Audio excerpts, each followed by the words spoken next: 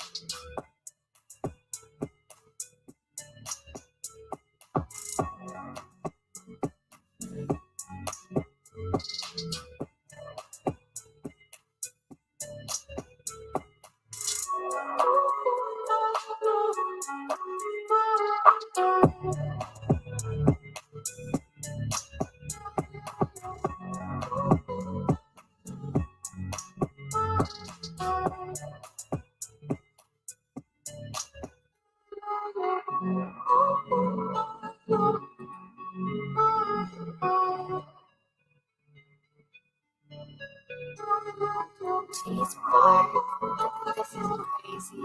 This is not real.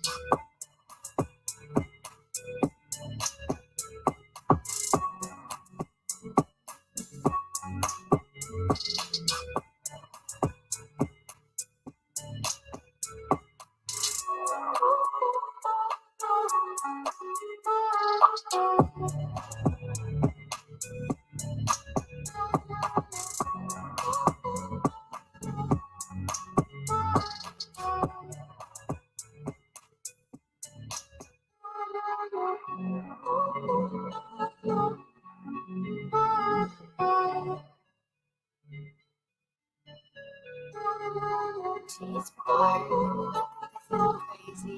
This is not real.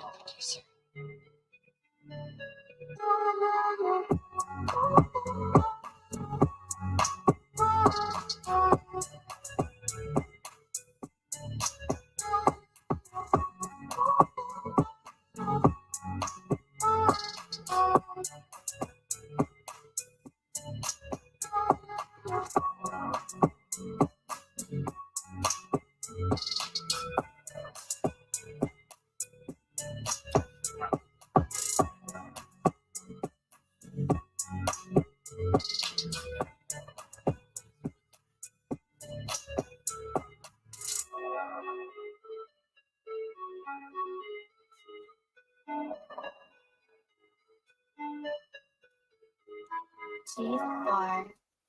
Salute, folks. It's your boy, the insurance junkie, your fiduciary fella, the all-star advisor Alonzo Hall, your social media insurance broker, and I have returned today to whap and tap on your head with another episode of Friday Night Financials. Bear with me, ladies and gentlemen, while I put on my blazer that I'm going to be taking off shortly because it's hot in the house and I don't feel like turning on the air conditioner, but I probably will. But then the AC is going to be blasting too much, and I am going to get cold. So make sure that you hit that like, drop a comment, subscribe, and hit that notification bell so you're made aware every time I release new content. And as always, share, share, share. Lastly, to contribute to channel growth, or to schedule an appointment with a licensed financial professional, the links are in the description of this video. So, ladies and gentlemen, today is probably going to be a shorter episode of Friday Night Financials, as both myself and my guests actually have other commitments. But I hadn't brought you guys this show on a regularly enough basis. So I am in the works of getting some other financial professionals and business professionals to come on and go through the interview process. I always explain to people the value add is that YouTube is probably the best social media platform for people to come on to if you have a business of any type, because people come to YouTube University, right? So people are going to find ways to solve their problems by coming to places like YouTube, and they generally tend to trust you, especially if they can do things like see your face and you put out a bunch of content, right? Now, as you guys know, I curse, I spit, I smoke, I listen to gangster rap. I've also been doing business with a lot of you here on YouTube for the past 4 years. Why is that? Because you can see me, right? And you see, yes, I am about business, but I'm actually also a real human being, right? So it's not all cleaned up and buttoned up, right? And this goes across color lines, right? I have some people who are white who have become my clients because they tell me, hey, I enjoy the fact that you're very candid, right? Very much like, when Donald Trump ran for president the first time and he said I could shoot somebody in the middle of Fifth Ave and still get elected, and he got elected. Why? Because Americans are very much tired of the same old bullshit, right? We are tired of the extremely buttoned up, for example, realtors come online and they're all their pages completely sanitized, and it's about nothing but real estate and maybe, a little bit of family, but everything is always perfect and clean. Nobody lives that real life. So people want to see an actual fucking human being. They'll give you their money in that manner. So I've been explaining this to quite a few professionals, and I'm starting to get through. So within the next few weeks, you will see some other professionals up here with me. Without further ado, I want to bring up my special guest. This is a gentleman whom I've known for quite some years now, quite a few years, over a decade at this point, probably about 15 years now, um, or maybe a little less, maybe 12 years, right? Whatever it is. Um, no, about 14 years, because, yeah, about as long as I've been in the insurance industry.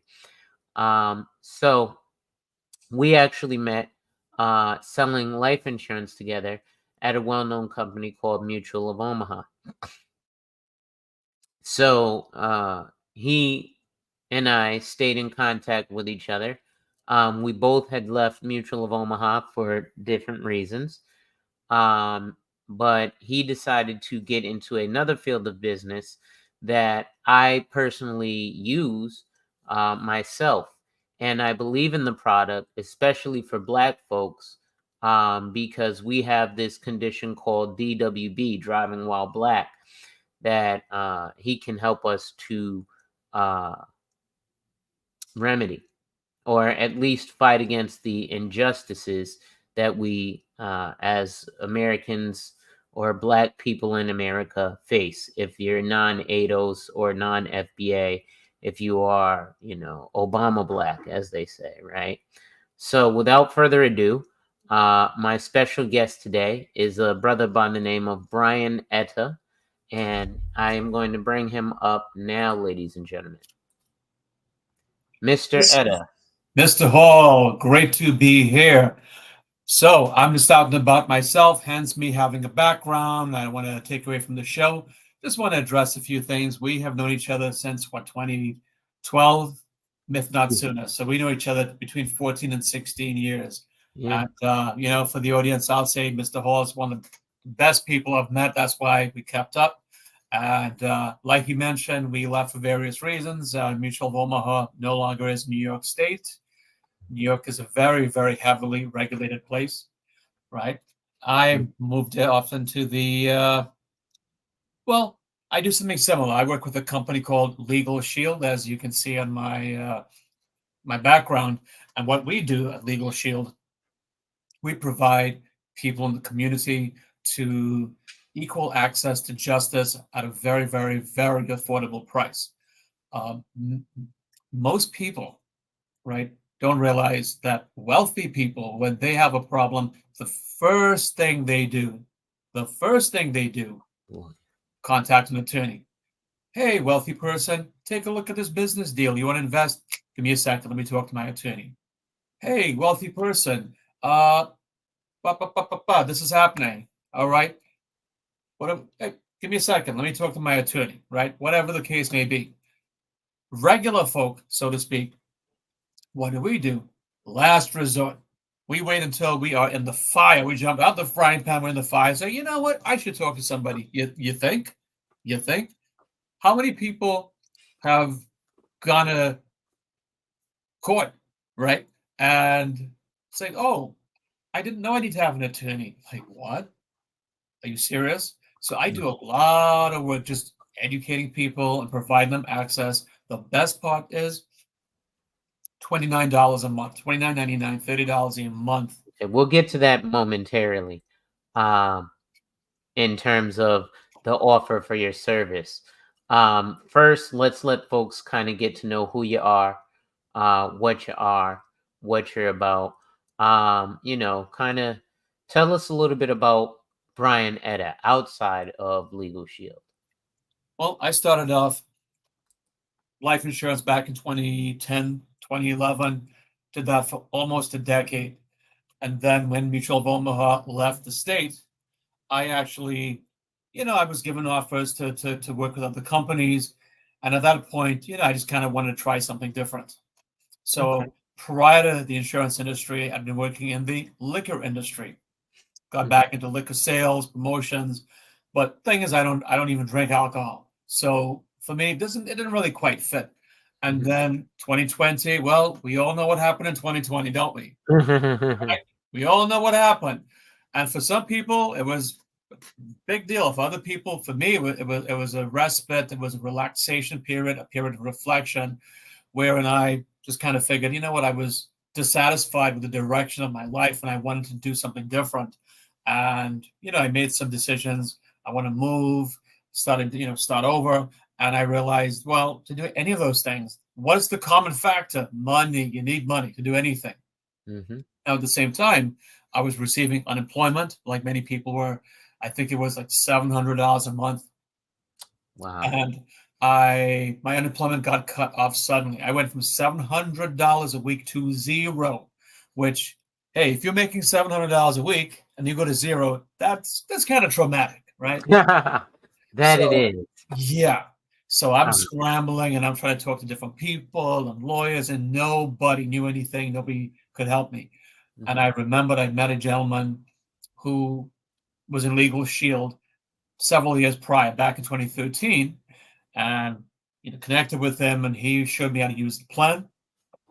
I was able to speak to an attorney, gave me phenomenal advice. I mean, just the fact I could get any advice after talking to so many people, lawyers included, got no advice. I was able to actually get great advice. Super happy with the plan. I ended up referring people to the company, and then they invited me to come work with them. And it's been great ever since. I did very well the first few months, and then everything sort of evened out. But then over time, I got to really see the potential. September last year, I decided to go full time, and income is really good. I'm super happy with what I'm doing, and Mr. Hall, for your audience out there, for people who might be open to a revenue opportunity, to an opportunity to increase their We'll get revenue. to that in a minute. Yeah. However, what I want to do now is I'm going to, uh, as a practice on Friday Night Financials, what I do is I ask you a few questions, right? And the questions that I ask you are fairly straightforward, and they're about your business, right? The reason I save your opportunities and stuff for the end is because that's the last thing that you want to leave people with, and your opportunity and how to contact you, right? Otherwise it's kind of like information vomit, and nobody's gonna hold on to it. So what I do first is I ask you a set of maybe 12 to 15 questions, and then from there, I leave the floor to you. So, without further ado, I'll get started. Right.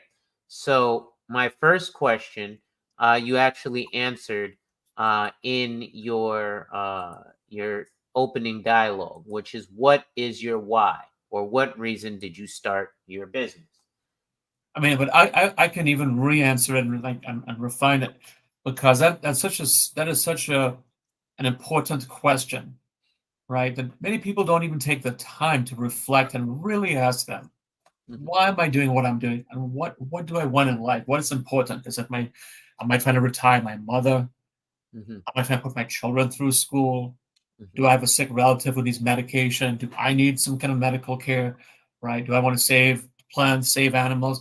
It could be for each person. It's very, very personal, and it should be, Hmm. right? So my why was, I was increasingly dissatisfied with, you know, I live in New Jersey, which is just basically Jersey City, right across from Manhattan. So it's the same kind of lifestyle, and concrete box, quality of life.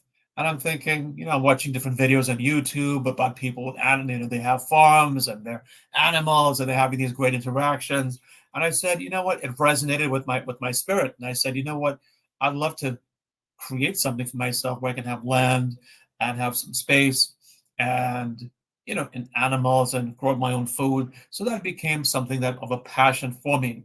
And during the pandemic, and I was sitting down and I was just thinking, man, I really want to make the move, but I don't know how I'm going to do that.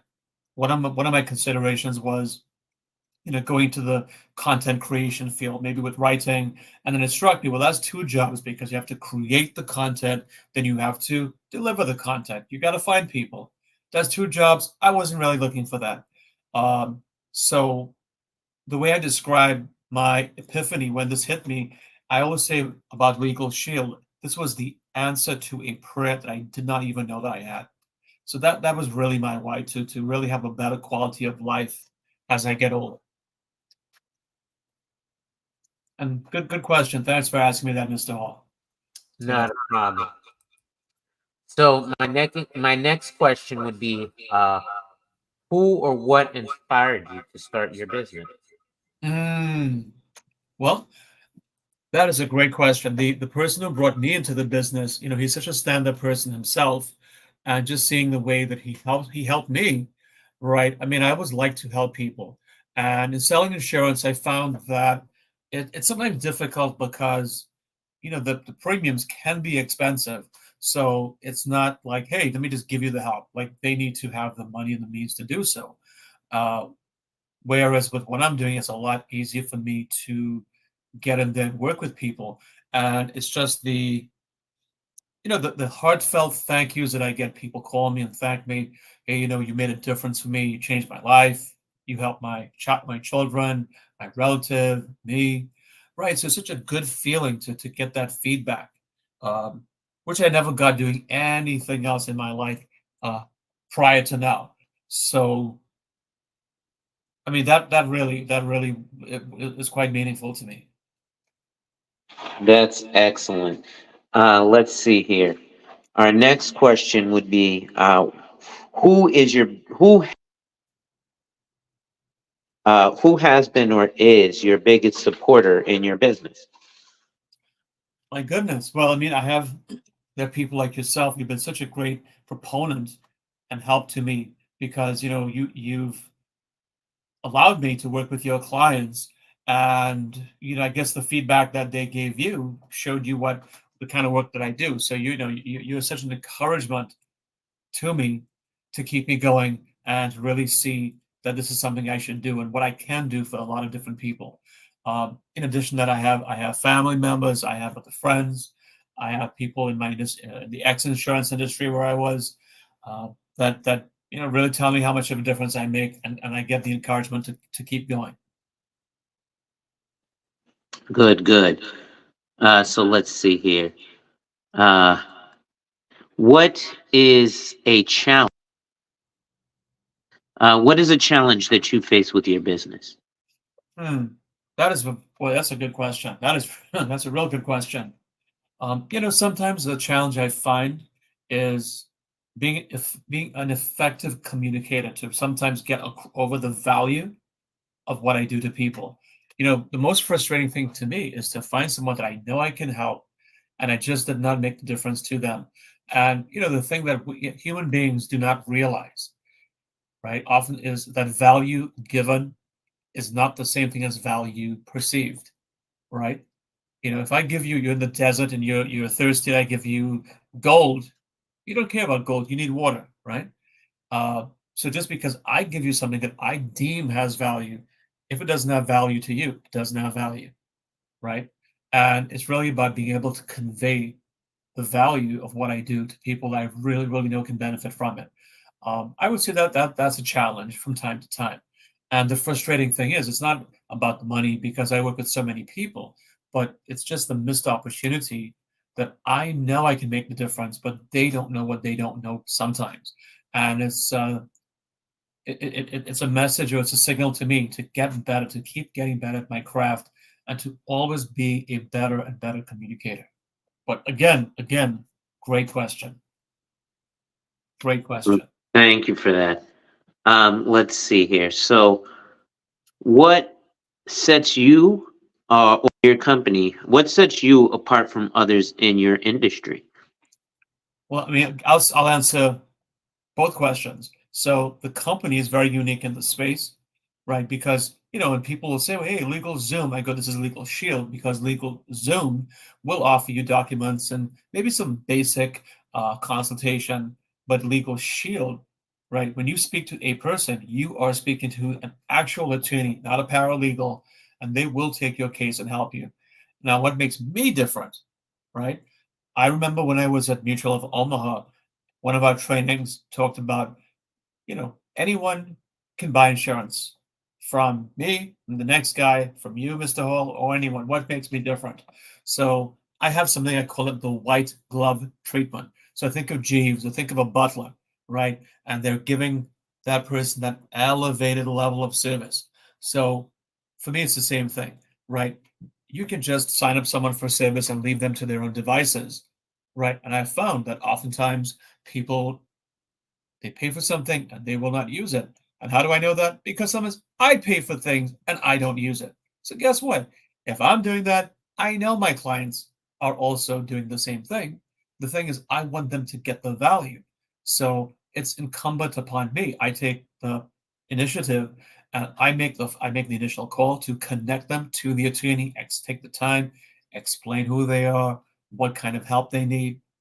Right, I make sure that they got the call back. I make sure that they sent the paperwork in whenever they need, because sometimes they don't do that, myself included. So again, if I'm doing it, I know clients are doing it, and people appreciate when you go above and beyond to help them out. They go from liking you to becoming stuck, raving fans. And in a So true. business like this, what you want, if someone says, "Hey, um, are you okay with Mr. Etta, Mr. Hall?" They go, "Yeah, he's all right. Would you consider someone else?" "Yeah, I'd consider someone else." I want to be that guy that when they say, "Would you consider?" They go, "Absolutely not. I wouldn't even think about anyone else." And that is what makes me Exactly. different. So the level of service that you're giving your client, that's excellent. Moving on, like I said, I've just got a few more questions. Hmm. Um, so I don't know if you heard me. No, no, no. I repeat, you did tell me. What is your goal for your business? My goal is to essentially help 100 families a month, right? I think of this as almost like a sacred duty, right? In life, when think of this, when people have a problem, they give very banal advice. Like for instance, you say, "Oh, I'm having trouble sleeping." What do people say? "Try chamomile tea," or something very banal, right? Um, I like the fact that if you say to me or anyone says to me, "I have a problem with my landlord, I have a problem with the warranty, a problem with a car dealership," unlike other people, they can just give you some very level zero basic advice. I can actually get you the legal help and get you a definitive answer. Have a letter written for you on a legal letterhead to go to that person that's treating you unfairly, right? To me, that's awesome. There's nothing more. There's nothing better than that, and I want to do that for 100 families a month. Awesome. Okay, that's a good one. So continuing now. Mhm. Um, so who do you turn? Oh, you dropped off again. Okay, so who do you turn to for business advice or help in your business? I turn to people, other advisors, whether in my own company or field or even outside of maybe in the insurance field. I have I call it my advisory board. In fact, I actually use you like my advisory board. I have mentorship in my company, right? And I have a deep bench of mentors I can reach out to. In addition, in my own faith and my own religion, I also consult and look inwards and find answers and make sure everything I do is ethical.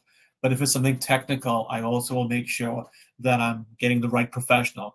The one thing in life, and I got this from Rich Dad, Poor Dad, Robert Kiyosaki, right? If you don't know the book, you want to get out there, Google it, YouTube it. You could probably get the YouTube audio for free. Rich Dad, Poor Dad, Robert Kiyosaki, wherein he talks about having a team of people around you. Again, just like wealthy people, right? So I have a team of people, and any advice I need, I consult my team of people. Awesome. Now, you notice what he said, ladies and gentlemen. Wealthy people. For example, I've spoken to people, ironically enough, black dudes, who make a pretty penny. And they'll say, one was in a consulting business. And I was like, oh, well, that's cool. Do you work with a financial advisor or, an enrolled agent or a CPA? Nope, I do everything myself. And I'm like, so then your business is not making the money that you say it's making, because you don't have the time to do everything. Perfect imperfections. What's going on, bro? So you are absolutely accurate there in the fact that wealthy individuals have a team.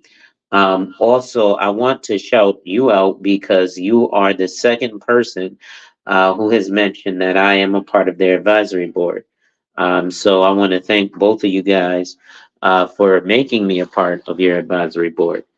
Um, but moving along here, because like I said, we both have time commitments.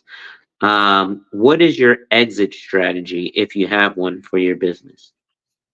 I enjoy what I do, so my goal is to die with my boots on. With that said, though, I want to build. I'm building a team. I work with other people. I mentor people. As I'm receiving mentorship in life, you always want to be a mentor and a protege. In other words, you always want to be mentored and have. You can have multiple mentors for different areas of your life.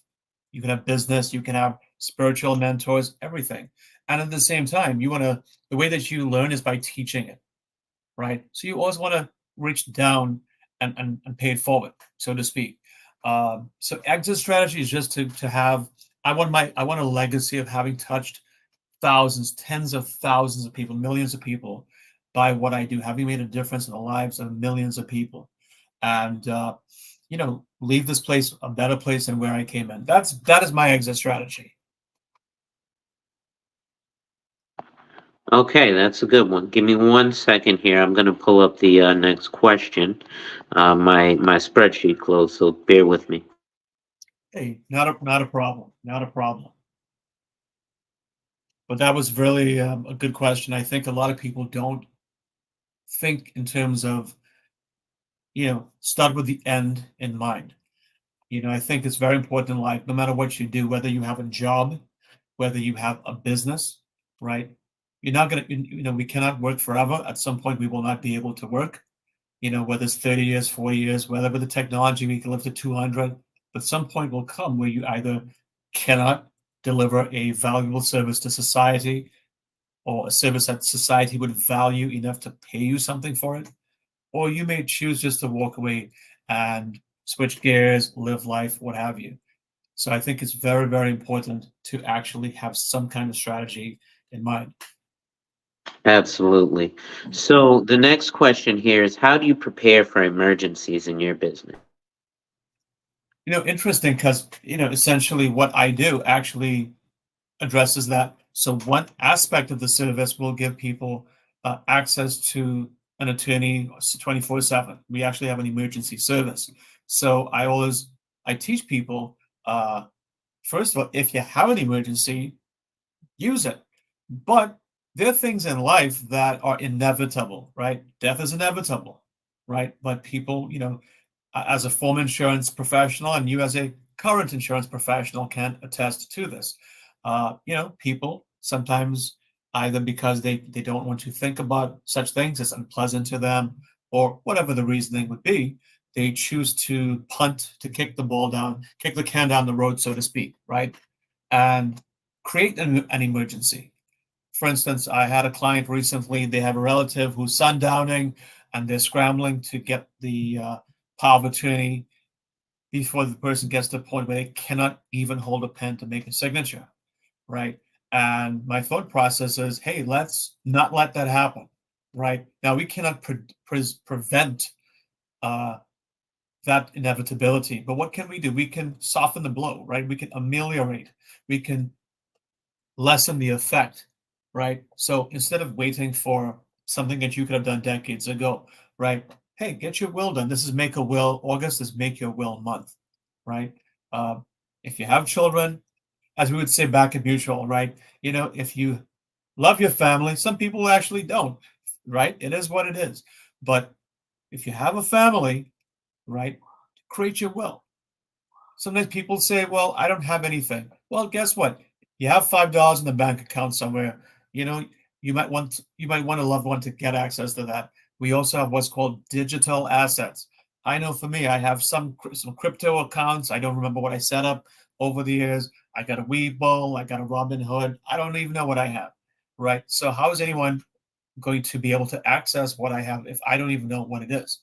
I want people to have access to my whatever it is. Also, things like Facebook, that's been it's a monument to who I am. And when I'm gone, my Facebook will still be here, and I would like for other people to access it and control it, right? But you're just not gonna unless I give you my password, which I cannot because I don't know the password, right?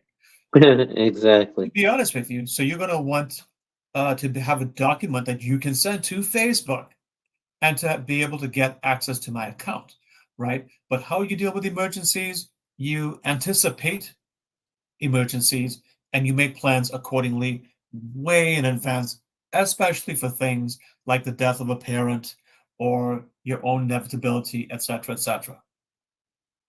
And for everything else, So it's MasterCard, right? For everything else, you for got. everything else, there's Mastercard. Exactly. You're aging yourself with that There one. you go. So the next question is this: what does this phrase mean to you? Do you work on your business or in your business, and which one do you do? Wow, that is, boy. I talk to people. I have, I know many people that have their own business, companies, enterprise, and they spend a lot of time working in their business, and I don't know why. And but I work a lot in my business, but I have an eye to working on my business, right? You want to scale up, you want to be system driven. You cannot scale without systems, it just doesn't work, right? Maybe a lot of you have heard this example, McDonald's, right? You can have a 16-year-old, you can have someone who's in high school working at McDonald's. Why? Because it is system driven. So if you want to scale up, say you currently have some kind of a business, some kind of enterprise, right? How can you leverage technology? The best way to think about it is, or other people, right? Think of this. The average person works 8 hours a day. Some people work 10 hours, 12 hours, even more. But let's, for the sake of the math, say 8 hours. So you, by yourself, have access to 8 hours of production time a day, right? Now, if you had a clone or you hired somebody, same kind of an idea. Now it's you plus somebody else. You have 16 hours of work time per day, right? What if you had four people? So you plus four, that's 5 times 8, 40 hours a week. That's what leverage will give you. So you want to you need more time per day to get more done, but you have a finite amount of time per day. There is a finite amount of time in the day, right? So you want to leverage the systems, the technology, and you want to leverage other people. Whether you get interns, you get volunteers, right? You get a VA in the Philippines, right? You allocate funding, even if you don't have a lot of money, but maybe you hire someone once a week to help you with some admin to free up your time. And then as you grow, you can pay that person more and more until you can have that person full time. And then until you can build things out over the course of months, years, 2, 3, 5, whatever. And then you can have a team of people working for you. And now you have access to 100 hours of production time. So that's how I leverage and scale. Great answer, by the way. Excellent answer. Appreciate it. Thank you. We've got maybe two or three more questions, and then the floor is yours. What Awesome. is your favorite part of having your business? Man, the 100% freedom. There is absolutely nothing like freedom. I get to choose to work with people that I like, people that will allow me, that I can coach them, and they will take my guidance. You know, uh, I don't have one boss. I have hundreds and hundreds of bosses, right? So my income is not dependent on any one entity, any one person. Also, if I work with someone and I'm like, hey, listen, you know what? You need to send your paperwork in, and they don't want to do it. I'm like, listen, you know what? This isn't for you. I suggest you work with someone else because I really want to work with people who are committed to improving their life and fixing their own problems. They have to participate in their own rescue. That's one of my rules. I only work with people who are willing to participate in their own rescue. Now that makes a lot of sense. So actually, this is the last question here. Mhm. What advice would you give to someone else looking to start a business? Start a business, right? Yeah. First of all, but to be more specific, of course, you know, depending on where you are in life, how old, etc., etc. I would say if you don't have a lot of experience or experience in a particular area, I would say go work in that field, right? Because not everyone is meant to be a boss, or maybe not right away, right? Some people, we have this attitude, oh, I don't want to be on the plantation, whatever, right?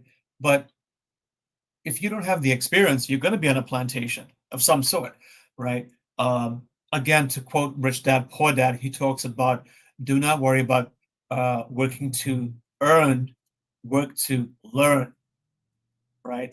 And I remember when I was like in my early 20s, I had a job, maybe around 19, somewhere around there. I had a job on a sound crew. So, when you see an interview for like ABC or NBC, so I had a job and I'd hold the boom pole, right? It's the long pole with a microphone that hangs over the scene. And it was so easy. I was actually bad at the job. And if you were around me, all you hear the production team say, it's in the shot, right? We can't hear anything because it's either too low or it's too high. And I had the goal to think I need to get paid more money. I wasn't doing. I was doing the. I would have. If I would have fired me, I should have been fired, quite frankly, because I didn't know anything, right? But thank God, people gave me the time and allowed me to be me and to be a teenager and a young adult and mess up. And I finally grew into the professional that I am today. And I'm able to do a lot that I would not have been able to do back then. So I say to anybody looking to start a business, get experience in the field, right? Get general experience, get specific interest, experience. Me personally, I would say go get a job where you have to go door to door. I know it's old fashioned, people don't do that, but just to kind of break the ice and learn how to be comfortable with people.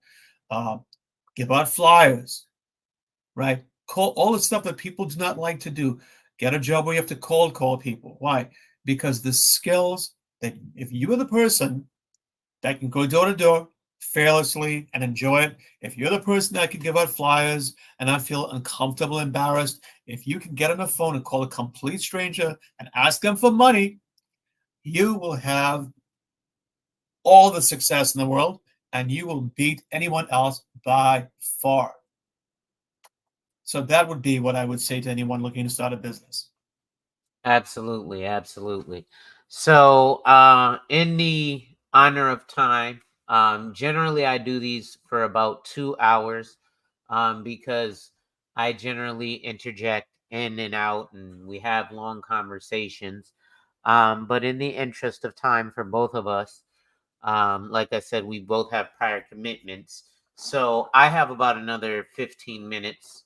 Um, and I want to leave you the floor so you can also speak about the opportunity, what it is that you can bring to or have brought to some of my clients, and maybe those people who are looking to get into a business that doesn't have a as much of a barrier to entry. Full disclosure, ladies and gentlemen, I use Legal Shield. I am a paying member of Legal Shield, right? And in the event that I have a legal issue, I am able, NC worker, what's going on? I am able to actually um, do something like I literally have an attorney on retainer, right?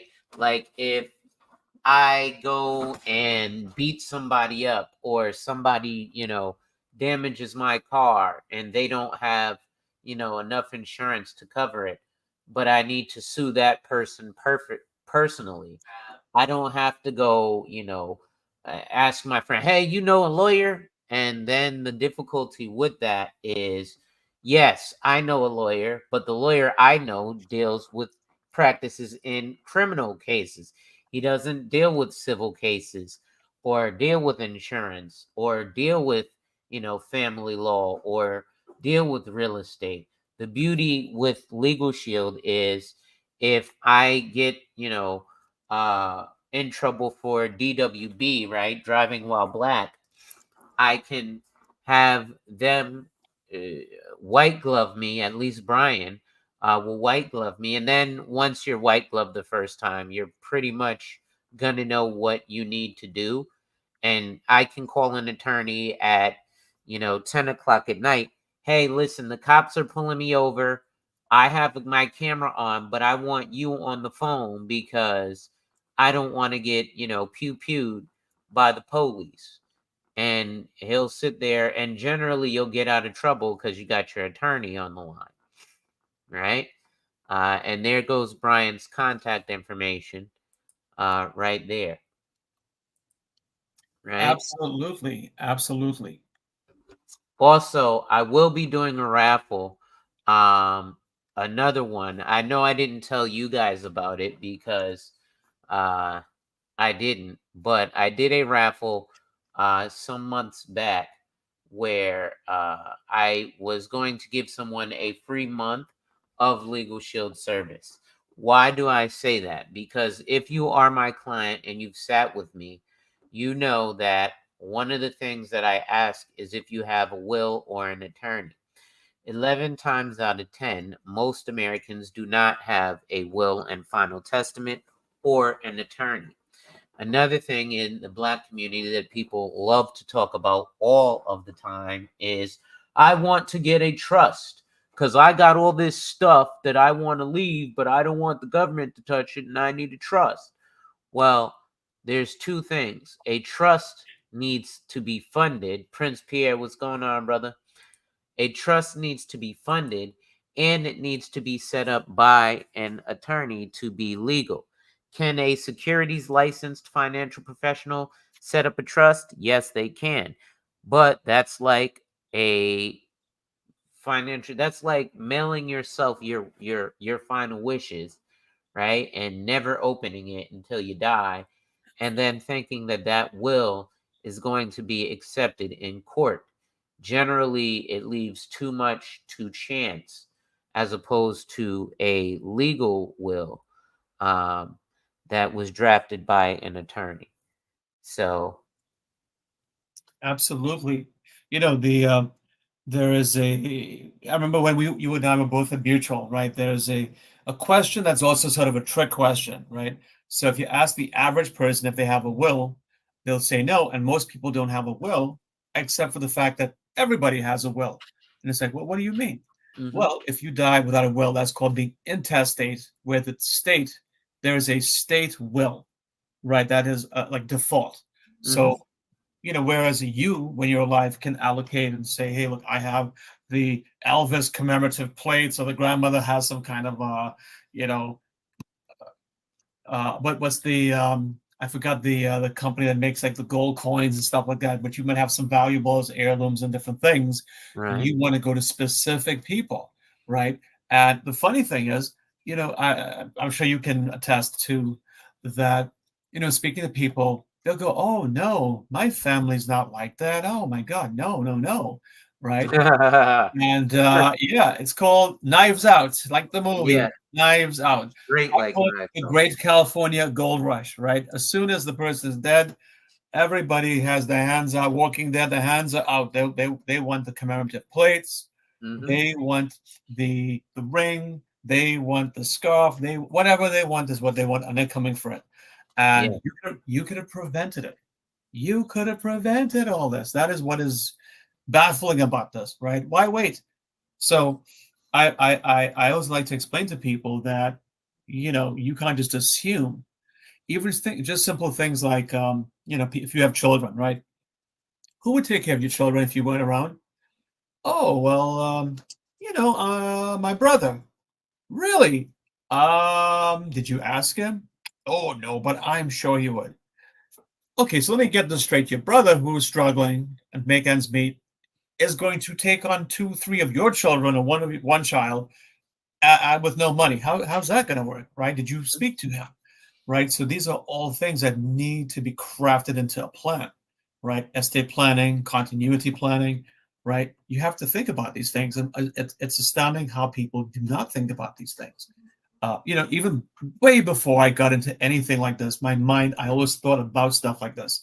So for me, I feel like this is the gift that I bring to people, to shine a light on something that people never think about until it's like too late, way too late. I can shine a light and go, hey, you know what? Look at this area of life. Like, I know you've got problems right now, Mhm. rent. I know you've got this, and this.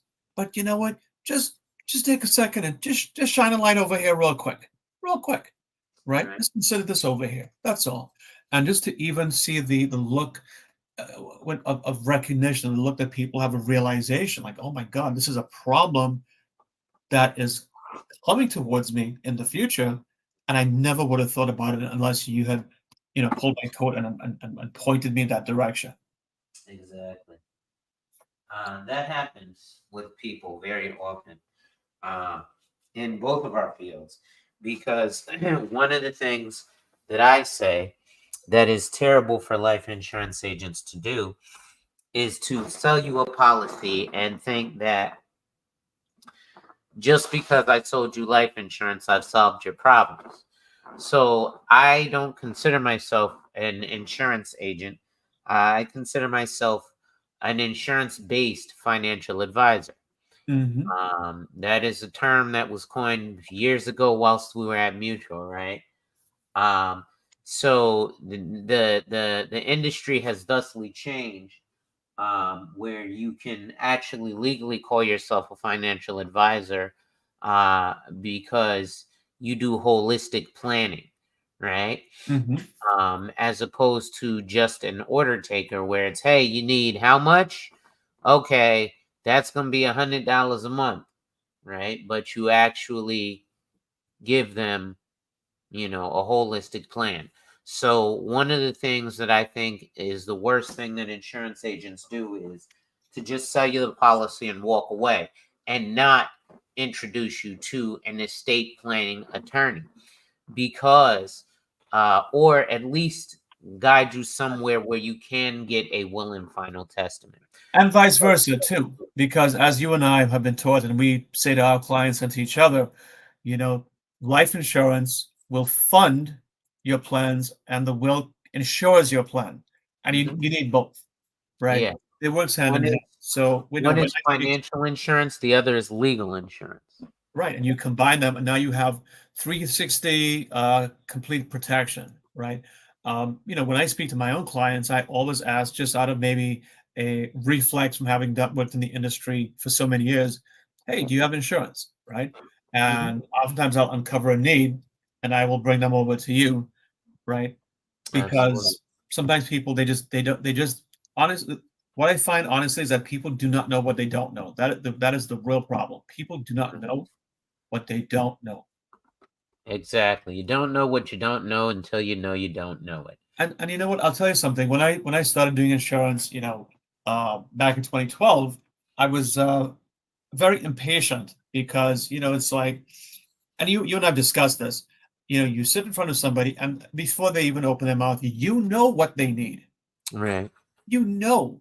Yeah, I mean, you might tweak what you're going to offer them, or what your uh, implementation would be by what they say, but you have a very good idea of what they're going to need.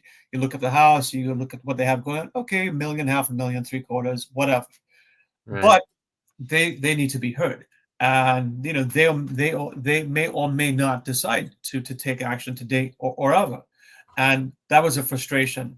But having kind of just been ground down by the process in a good way, right? It has made me more compassionate and realize, I'm a human, they're a human. There's, like, you need to have compassion for people. And when you kind of get that they're just having a human experience, just like yourself, right? And Right. sometimes they need to be heard. And don't be impatient with people, but just let them be, and create a space for them and give them the information. And at some point, if they see it and they want to go ahead, great. And if they don't, that's fine too. Uh, Ironically, it has created more business opportunities because people feel the humanity and not just the, hey, I need a sale, right? That Absolutely. is something that is such a gift that I have been given to become a better person, right? And more compassionate and more patient with people. I never thought I would be that person. So that is really, really a gift that I've gotten from doing what I do now. Well, that's amazing. So I am actually about to wind down. Normally, this is why I go for about 2 hours, because the first hour is the algorithm seeing that you're live and then sending out notifications, etc., to your audience. And generally, here is where we get into the meat and potatoes, right? Uh, but like I said, I've got a few minutes to go to my next event, and I'm Yep, sure. as do I. And I just want to say again, thanks for having me on. It was such an honor to be here. We've been planning this for a long time, and our schedules never really caught up. So, finally the stars aligned, Tell and me about it. you had someone who's on earlier Perfect and Imperfection Studio. They might be here still, but they made a comment, great guest. So if they see this on the replay, or if you know who it is, I just want to thank them for that comment. And I want to thank everybody who was on, who dropped a comment, everybody who participated, who listened to this information. I love to help people. My information is in the chat, my phone number. Feel welcome. Reach out, even if it was just for a question. I'm super happy to provide you the conduit to get the information to make a difference in the life of your life and your family's life. And again, everybody out there, have a great evening. And thanks for having me on, Mr. Hall. I appreciate it. Not a problem, Mr. Etta. We will do this again.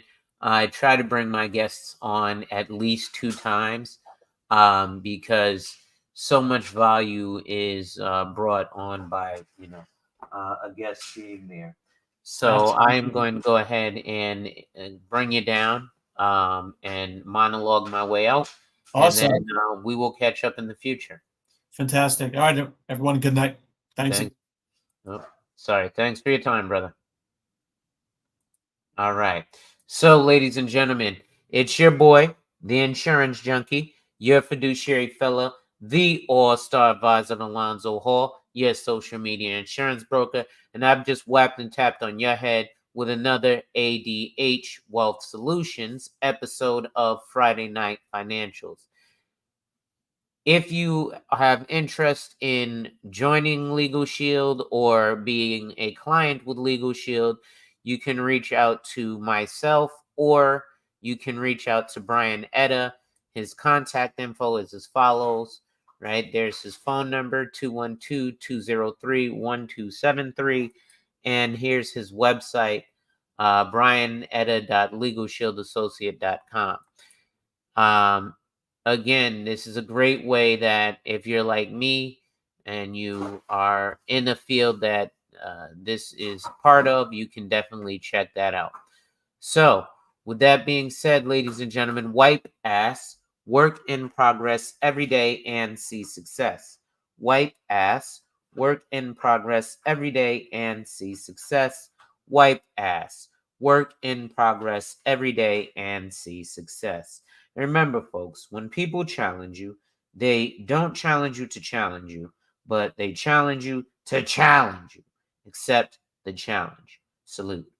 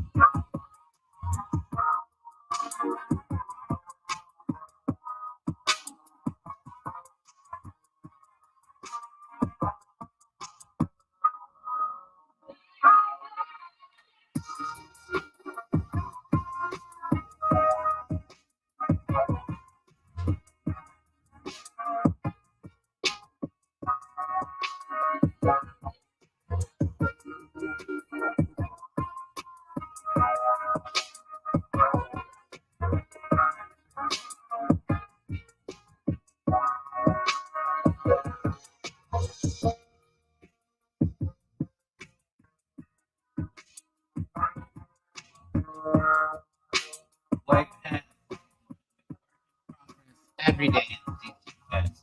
Wipe ass. Work in progress every day and see success. Wipe ass. Work in progress every day and see success. Also, ladies and gentlemen, make sure that you remain a part of the fabulous few, not the mediocre many. Be part of the fabulous few, not the mediocre many. Right? This is for my followers. We are all champions and contenders. Remember, ladies and gentlemen, when people challenge you, they don't challenge you to challenge you, but they challenge you to challenge you. Accept the challenge. Salute, salute, salute, salute, salute.